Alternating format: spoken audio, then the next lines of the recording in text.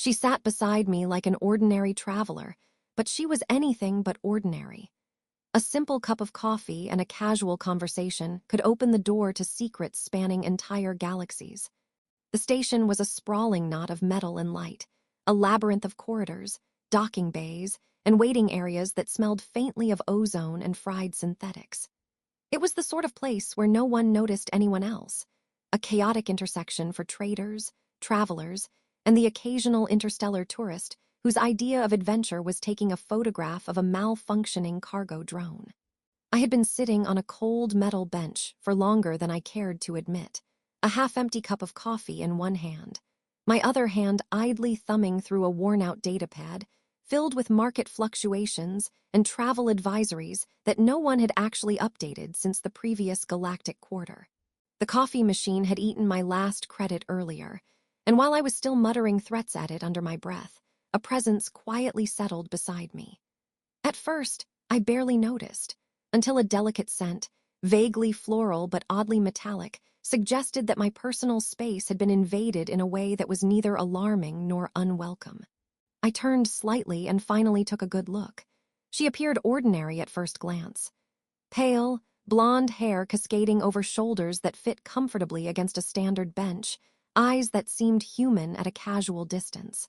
Then the blue of her skin caught the peripheral light differently, not harshly, not startlingly, but enough that my brain hesitated and asked a polite question I wasn't expecting. Is she real? Her ears were long, elegant, stretching in a way that seemed almost ceremonial, and yet she moved as naturally as anyone waiting for a delayed shuttle. "You seem to be losing a battle," she said, nodding toward the vending machine where I had been unsuccessfully negotiating with a blinking credit reader. I groaned and gestured. This machine is clearly sentient. I'm beginning to suspect it's running some sort of experiment on human patients.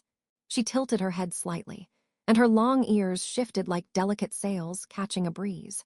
"Perhaps it disagrees with your strategy. Have you tried asking politely?" I stared at her for a moment, then laughed, loud enough that a pair of cargo traders nearby gave me odd looks. Polite negotiation doesn't work on machines that think they're smarter than you. That's not strategy. That's just masochism with a plastic accent. She chuckled, a quiet, melodic sound that somehow made the cavernous space of the station feel smaller, warmer. "I think humans often enjoy their suffering." That's a remarkably accurate observation for someone who looks like they've just stepped off a tourist brochure. I gestured to the crowd of rushing travelers, the buzzing drones, the glowing advertisements for everything from asteroid vacations to luxury cybernetic implants. "Are you here on vacation?" "I could say that," she replied with a faint smile, "but then you might not believe me." Her voice was smooth, careful, yet somehow carried a hint of amusement, as though she were sharing a secret she didn't intend to fully reveal. We fell into a rhythm that felt oddly natural. She asked questions about my travels, the odd planets I had seen, the ridiculous customs of humans when exposed to alien technology. I, in turn, asked about her life, her interests, her thoughts on the architecture of interstellar stations, which, admittedly, was mostly a setup for me to make jokes about the engineer's apparent obsession with acute angles and hard metal surfaces. "The corridors here are like mazes designed to induce mild existential dread," I said, gesturing vaguely at the metal labyrinth around us. "I half expect someone to roll a giant metal sphere after me like some intergalactic booby trap." She laughed again, a little more fully this time, the sound lifting over the distant hum of hovering freight drones. "That would be entirely consistent with the station's design philosophy," she said. "Efficiency and intimidation combined." I nodded solemnly, as though this explained everything about modern space architecture. "Exactly. It's all about efficiency, how efficiently they can make you panic before you even reach your shuttle." Our conversation drifted to food, of all things. She asked about Earth cuisine, which I explained in overly dramatic fashion as a series of unfortunate events involving sushi, chili, and that one time I tried to microwave a frozen pizza without reading the instructions. She laughed at the absurdity of my misadventures, and I found myself enjoying it immensely, perhaps more than I should have.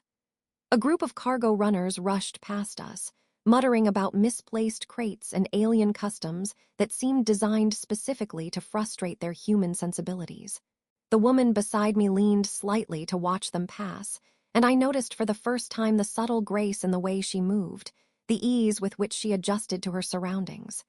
"You seem observant," I said, nodding toward her. "Do you always watch people like that?" "Only when it is necessary to understand them," she replied.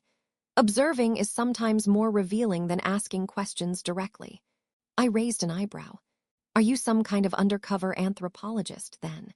Or maybe an interstellar spy sent to report on the sorry state of human patience?" She smiled faintly, the sort of smile that hinted she was enjoying the joke while refusing to confirm anything. "Perhaps," she said. "Or perhaps I simply enjoy watching the small tragedies of everyday life unfold." The shuttle finally arrived, or at least, the announcement indicated it had docked somewhere beyond the twisting corridors, and the station lights dimmed slightly to simulate evening. The glow reflected off her blue skin in a way that made it look almost ethereal, highlighting the soft planes of her face and the elegant sweep of her long ears. I realized then that for all her calm and humor, there was an air of something profoundly otherworldly about her, a subtle gravity beneath the casual charm. I tried to imagine the life of a person, or being, who could sit calmly beside a stranger in a chaotic hub like this and not draw attention, not flinch, not betray even a hint of concern as the world rushed past. It was impossible, yet she did it with effortless grace. "You travel lightly," I said, nodding toward the small bag she had resting against her leg. "Is that common among travelers from wherever you're from?" She tilted her head again, and her long ears shifted with the motion. "We believe possessions can be burdensome, and comfort is often found in simplicity. Not that humans agree with me. Humans would argue comfort is proportional to the weight of what you carry," I said, gesturing at my own oversized travel bag that had been responsible for multiple bruised knees over the last few hours. "Clearly a flawed philosophy." Her laugh this time drew the attention of a passing maintenance droid, which beeped nervously as though it were unsure whether to intervene or record the moment for its own amusement. "I think your philosophy has merit," she said. "It is more chaotic, more human." I nodded gravely, as if my chaotic human philosophy were the highest achievement of sentient reasoning. "Exactly. Chaos is underappreciated. You have to admire the subtle art of spilling coffee on yourself while dodging hover carts." We continued to talk, weaving between jokes about station bureaucracy, failed coffee machines, and improbable shuttle schedules, gradually moving into more serious territory without ever losing the lightness of our conversation. She asked about human ideals, hopes, and regrets, and I found myself answering honestly, partially because the conversation had grown comfortable and partially because I couldn't quite explain why I felt safe doing so with this blue-skinned stranger with impossibly long ears.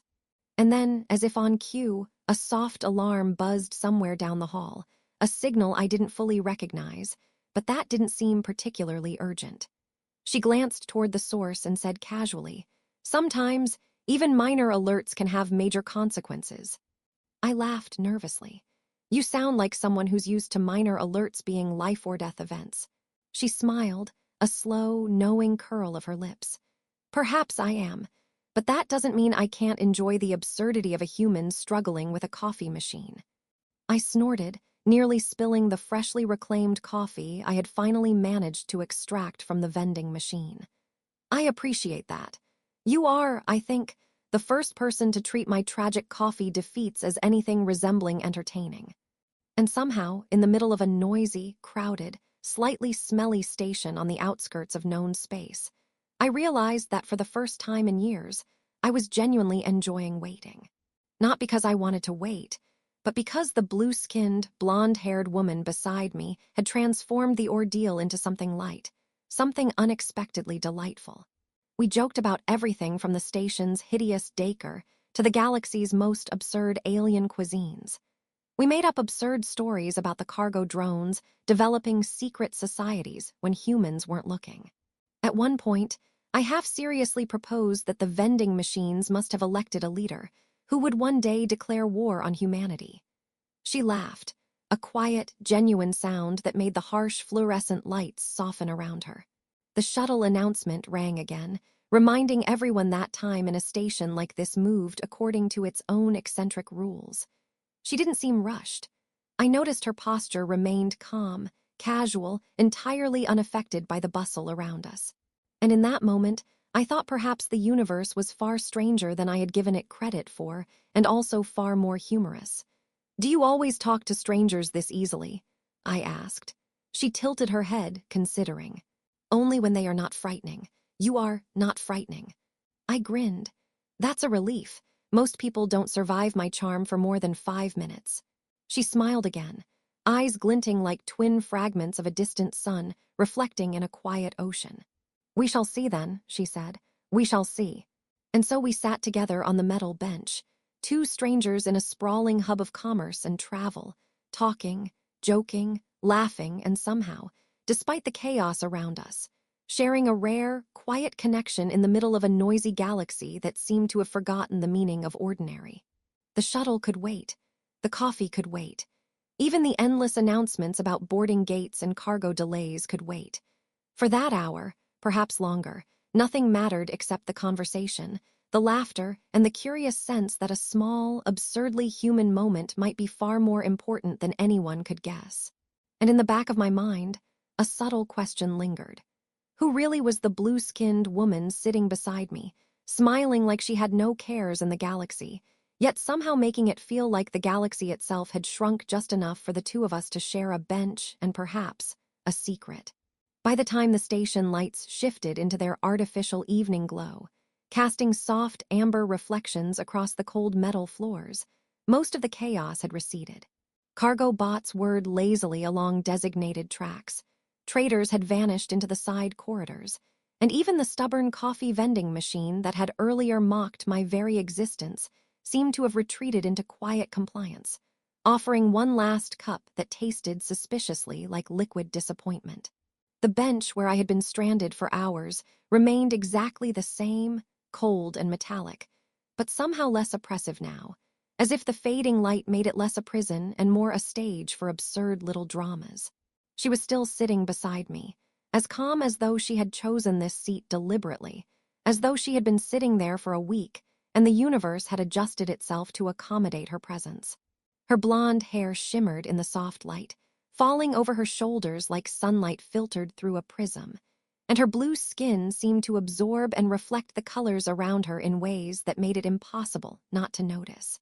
I had stopped wondering if she was human, well, in the conventional sense, and had accepted that she was something else entirely, something unidentifiable but strangely comforting. "You humans are obsessed with coffee," she said casually, watching me sip my dubious beverage. "Do you consume it for survival or for ritual?" "Both," I said solemnly, "and occasionally for revenge against malfunctioning machinery." I gestured toward the still blinking vending machine across the terminal. "It knows what it did to me earlier. I can feel its judgment from here." She laughed softly, a sound that felt like the subtle vibration of a musical instrument tuned to joy. "It is curious," she said, "how small objects can carry so much importance." I nodded gravely. "Exactly. Small objects are often underestimated. Take the coffee cup, for instance. It is the literal container of hope and despair." She tilted her head, the motion graceful and deliberate, and her long ears shifted slightly. "You make this sound very dramatic." "I am dramatic. It's part of my charm," I said, offering a theatrical bow. "And also, apparently, part of my survival strategy against rogue vending machines." Her laugh this time drew the attention of a hovering maintenance droid nearby, which beeped nervously before deciding we were harmless enough to ignore. "I am beginning to understand humans," she said with mock seriousness, "and I find them simultaneously exhausting and fascinating." "Welcome to my world," I said. "Mostly exhausting, occasionally fascinating, always caffeinated." We fell into an easy rhythm. Conversation flowed as naturally as the odd, intermittent hum of station engines. She asked about my journeys across various star systems, the odd planets I had wandered, the bizarre customs of alien species that had been conveniently left undocumented in any public databank. I described the red deserts of Mars, the floating bazaars of Europa, and the infamous zero-gravity noodle incident aboard a transport ship bound for the Andromeda Corridor. She laughed at every misadventure, sometimes more than I thought was polite, sometimes less than she probably should have in order to remain inconspicuous. "You seem to get into trouble often," she observed. "Is that a choice or an accident?" "I like to think of it as proactive chaos management," I said, adopting the air of someone who genuinely believed this was a sensible strategy. "It keeps life interesting and gives future generations stories to write about." She considered this. "Fascinating. Humans have a peculiar sense of adventure. And apparently," I added, "a peculiar sense of suffering. Case in point, coffee machines that declare war on humanity." Her laughter was interrupted briefly by a passing group of station security droids, their sensors sweeping the crowd in an orderly fashion, occasionally pausing as if to make note of anomalies. She didn't flinch, didn't fidget, didn't betray any signs of nervousness. She simply adjusted her posture slightly, leaning back with the same calm ease she had maintained since she first sat down beside me. "You move as though you are aware of far more than you show," I said, watching her eyes follow the droid's trajectory. "Are you hiding something?" "Perhaps," she said, her lips curling into a small smile. "Or perhaps I am simply patient enough to observe before reacting." I raised an eyebrow. "That's either very wise or very dangerous, depending on what you're observing." She chuckled, the sound quiet and musical, like a gentle ripple across a calm pool. "It is both," she said, "and sometimes neither. Observation can be its own reward." I shook my head, simultaneously amused and puzzled. "You are too calm for someone in a chaotic station on the edge of known space. Is this training? Meditation? Alien ennui?" "None of the above," she said smoothly. "It is habit. I have learned that reacting too quickly often complicates matters unnecessarily." We lapsed into a companionable silence for a few moments, broken only by the distant chatter of travelers and the occasional squeak of a maintenance drone adjusting its position. I sipped my coffee and watched her watch the people moving through the terminal. There was a curiosity in her eyes, a subtle intensity that made it impossible to view her as merely another traveler. She noticed details I had long stopped seeing: the anxious fidget of a trader clutching a crate, the way a courier adjusted a levitating cart mid-motion, the subtle impatience of passengers hovering near boarding gates. "You notice everything," I said finally. "Do you always do this, study strangers quietly while smiling like a serene statue?" She smiled faintly. "Only when it is necessary to understand them. Observation reveals more than questions sometimes." I grinned. "So I'm a subject in your human study." "Perhaps," she said, her tone teasing but calm. "Or perhaps I simply enjoy watching life unfold without interference." I shook my head, laughing softly. "You're going to make me paranoid about being boring." "Do not worry," she replied. "You are far too entertaining for that." Her response made me pause. Entertaining. Not a word I'd ever been called by anyone other than my grandmother, who also used it as a polite way to tell me I was about to make a disaster of dinner. I almost asked her what she meant, but something about the gentle tilt of her head, the faint glimmer in her eyes, and the way the soft light reflected off her blue skin made me think that perhaps some questions were better left for later. We shifted the conversation to more abstract topics: galactic politics, the absurdities of interstellar commerce, and the strange sense of humor that seemed to permeate every advanced civilization we discussed. She told me stories of oceans that glowed beneath twin moons, of forests where the trees communicated through subtle flashes of bioluminescent light, of cities that grew inside living crystal mountains and moved with the tides of planetary energy. Her voice was calm, measured, yet somehow imbued with a sense of wonder that made every fantastical element seem tangible. "You've traveled widely," I said finally, unable to hide my curiosity. "Or at least, you speak as though you have." "Yes," she said, hesitating slightly, "but not always by choice." I frowned, instinctively about to ask a question, then caught myself. The answer hinted at complexity, but not danger. That was a relief, though it piqued my curiosity further. "Not by choice?" I asked cautiously. Circumstances, she said lightly, sometimes dictate our movements more than desire does. Before I could probe further, the station's PA system crackled with a new announcement. The words were formal, urgent, and completely incomprehensible to me, but clear enough to make everyone nearby straighten instinctively. A group of sharply armored officers had just entered the terminal, moving with a purpose that contrasted sharply with the casual chaos around them. Her posture shifted subtly. Not fear, exactly, but alertness. Minor alerts can sometimes have major consequences, she said quietly, leaning closer. I blinked. Minor alerts with major consequences. That's either a profound philosophy or a fancy way of saying we're in trouble. Perhaps both, she said, eyes calm yet sharp. The officers moved past the crowd, their sensors scanning faces, their armored steps echoing through the terminal. She watched them with serene precision, following every movement, calculating every possible outcome. I found myself holding my breath unconsciously, even though her demeanor suggested we had nothing to fear. You're good at this, I said, nodding toward her, at remaining calm under pressure. She allowed a small smile. One learns to appear calm. The universe has a way of testing those who do not. I chuckled nervously. The universe also has a way of making you spill coffee on yourself while dodging hover carts. I speak from experience. She laughed, and the sound was a brief reprieve from the tension I hadn't realized had been creeping up.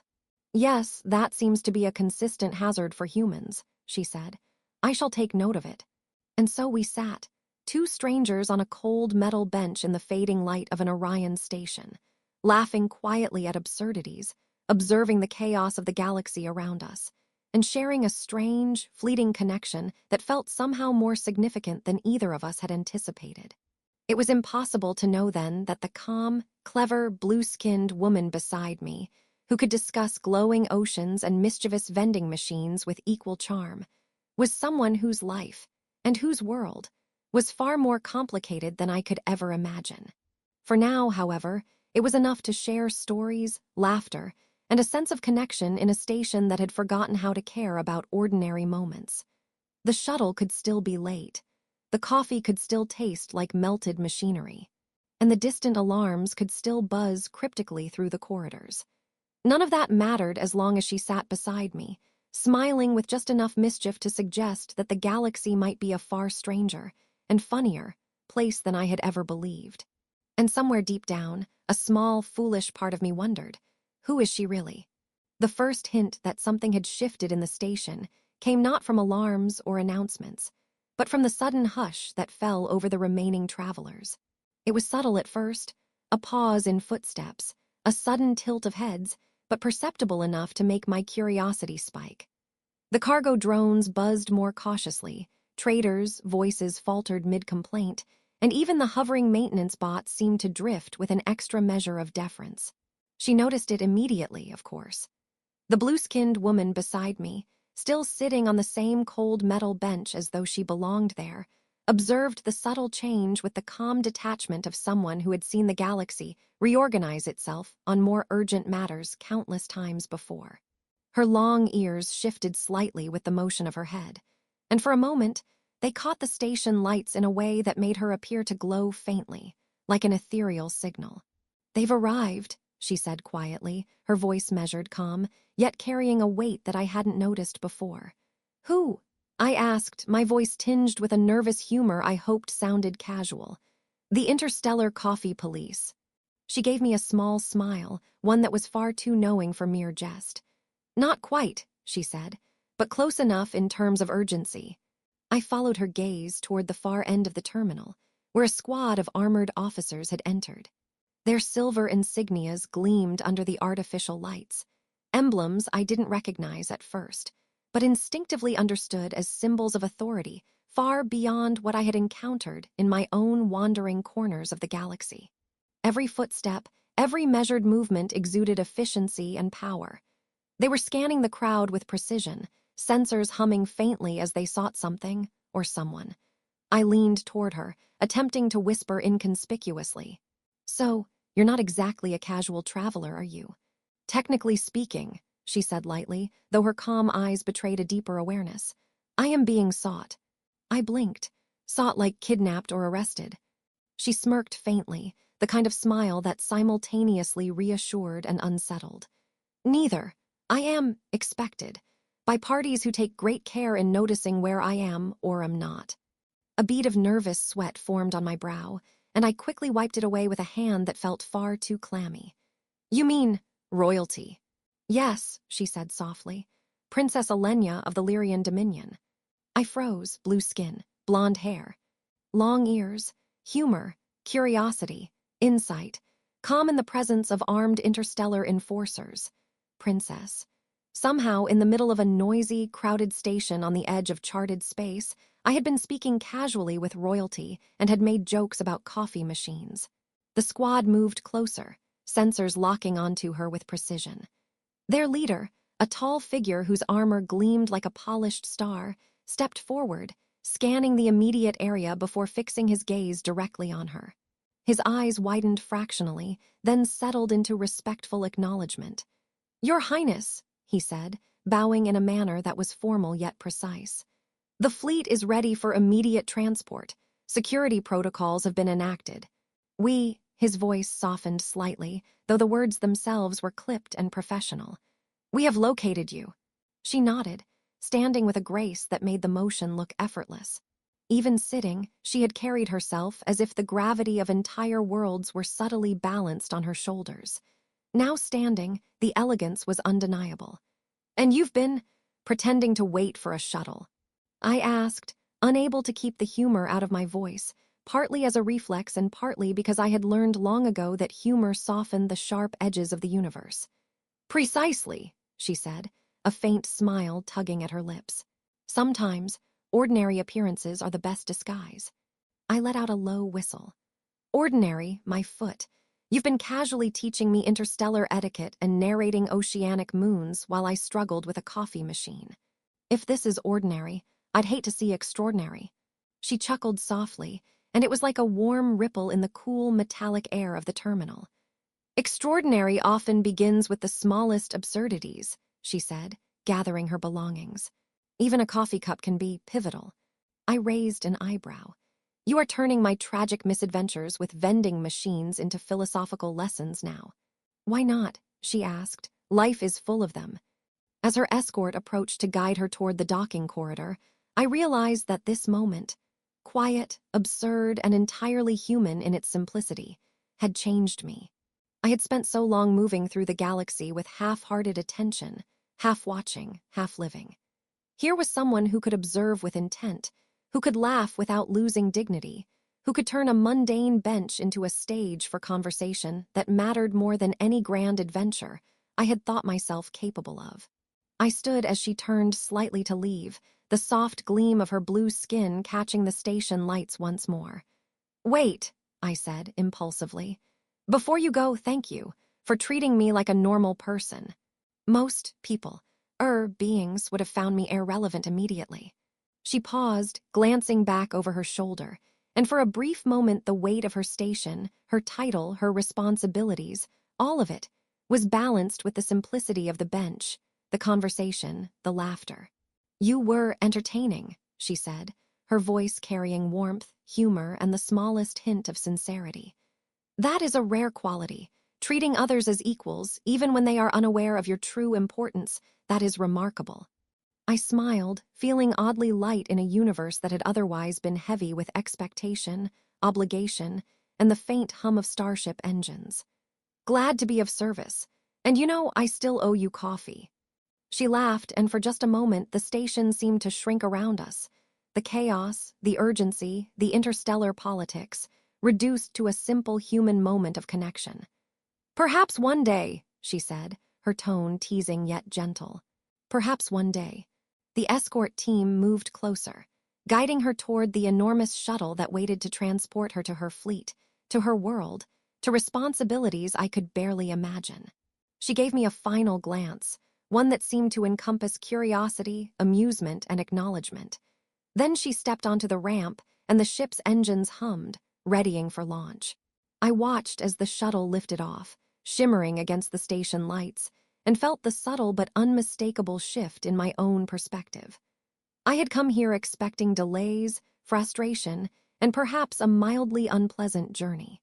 Instead, I had encountered someone extraordinary, not in the conventional sense of power or spectacle, but in the quiet, deliberate, endlessly curious way she existed. The station resumed its usual hum of activity, though I noticed it differently now. Traders argued with holographic ledgers, drones hummed along tracks, announcements echoed faintly. But beneath it all, I understood something I hadn't before. Small moments mattered. Conversations mattered. The simple act of treating someone as a person, rather than as a title, a stranger, or a figure of authority, could ripple across worlds in ways no one would ever record in star charts. I wandered toward the vending machine again, and this time, when it ate my credits, I didn't curse. Instead, I laughed softly, remembering her subtle smile, her humor, the calm way she had observed everything without judgment. Even a rogue coffee machine could not dampen the absurdity and joy of life. Later, as I sat on a different bench, sipping a legitimately earned cup of coffee, I found myself replaying our conversations. The jokes, the stories, the glimpses of alien worlds she had shared, the laughter that had echoed across the station corridors. I realized I had changed. I was more patient, more observant, more willing to find humor and wonder in the small, chaotic details of existence. I understood, finally, that life did not have to be a series of monumental events to matter. Sometimes it was the quiet, absurd, fleeting connections that defined it. And somewhere far above, in the endless darkness speckled with stars, a blue-skinned princess with blonde hair and impossibly long ears was navigating her own universe, carrying the memory of a human who had shared a bench, a laugh, and a coffee with her. Perhaps she would remember it too, perhaps not, but the simplicity of that moment would remain, unrecorded yet infinite, a small bridge between worlds. I finished my coffee, drained the last bitter drops with exaggerated solemnity, and muttered to the empty terminal, "Well, universe, that was something." Somewhere, I imagined, she would laugh at that, and somehow that thought made everything feel right. For the first time in a long while, I realized that ordinary moments, shared sincerely, could be the most extraordinary adventures of all. And as the shuttle lights faded into the distance, I knew that my life had subtly, irrevocably shifted. Not because of battles fought or worlds explored, but because I had shared an hour, a laugh, and a simple conversation with someone who had reminded me that connection, humor, and kindness mattered more than any cosmic chart or galactic protocol ever could. The galaxy was vast, unpredictable, and often absurd, and I finally felt ready to meet it with both curiosity and a grin.